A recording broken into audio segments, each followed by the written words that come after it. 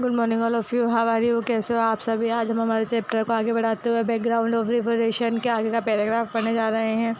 Background of revolution मतलब होता है क्रांति की पृष्ठभूमि, जिसके हमने 2 पैराग्राफ पढ़ लिए थे, जिसमें हमने यहाँ तक पढ़ लिया था कि जो फ्रांस सोसाइटी है उसको 3 भागों में डिवाइड किया गया था, 3 एस्टेट यानी कि 3 संप्रदायों में विभाजित किया था, जिसमें जो कर देना होता था वह केवल तीसरा भाग जो होता था हमारा, यानी कि 3rd मेंबर जो होता था इस संप्रदाय का, वो ही देता था। बाकी जो 2 संप्रदाय के लोग होते थे वो कर नहीं देते। इसके आगे हम पढ़ेंगे the French population increase from approximately 23 million in 1715 to 28 million in 1789। जो यानी कि फ्रांस की जो पॉपुलेशन थी, फ्रांस की जो जनसंख्या थी, वो जो 1715 में 23 मिलियन थी, यानी कि 2.3 करोड़ थी, जो कि बढ़ कर के इंक्रीज का मतलब होता है बढ़ना, जो कि बढ़ कर के 28 मिलियन हो गई। कौन से वर्ष में? 1789 में।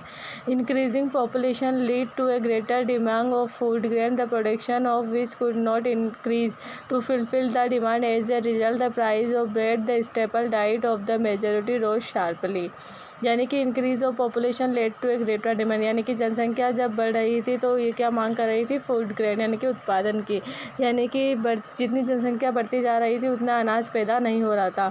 The production of which could not increase to fulfil the demand, यानी कि जो उत्पादन था वो कम होता जा रहा था और जनसंख्या ज़्यादा बढ़ती जा रही थी, इसलिए वो उनके मांगों को पूरा नहीं कर पा रही थी। एज ए रिजल्ट इसका क्या परिणाम हुआ कि द प्राइस ऑफ ब्रेड, यानी कि रोटी की जो कीमत थी वो क्या हो गई? बढ़ गई। The staple diet of the majority rose sharply, क्योंकि वहाँ पर ब्रेड जो था मुख्य भोजन था वहाँ के लोगों का, इसलिए इसकी कीमत जो है वो बहुत ज़्यादा बढ़ गई थी।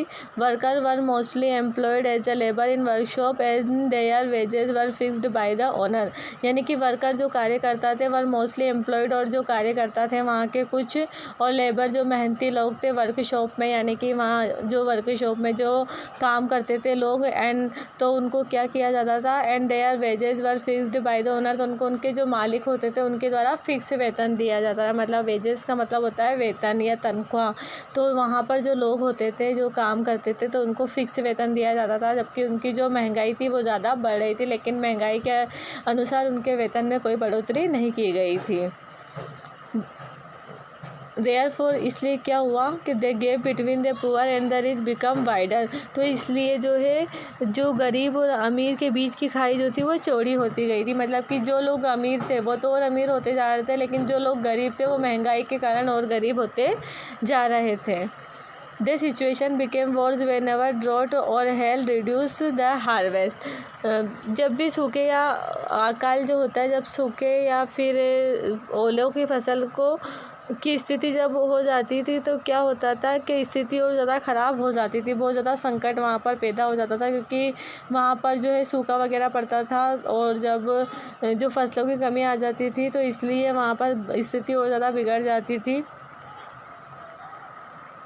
All this led to a substantial crisis that occurred frequently in France during the old regime, ये सब एक निर्वाह संकट के कारण बना जो पुराने शासन के दौरान फ्रांस में अक्सर होता था। मतलब जो ओल्ड रिजाइम था, ओल्ड जो शासन था, उसका जो है एक कारण बना ये, क्योंकि वहाँ पर ऐसे स्थिति हो जाती थी जैसे कि पुराने शासन के दौरान फ्रांस में होती थी, तो इस तरह वहाँ इस तरह का शासन हो जाता था, इस तरह की स्थिति वहाँ हो जाती थी। इसका एक कारण था जनसंख्या वृद्धि, और जनसंख्या वृद्धि के साथ साथ उत्पादन में वृद्धि नहीं हो पाना भी इसका एक कारण था।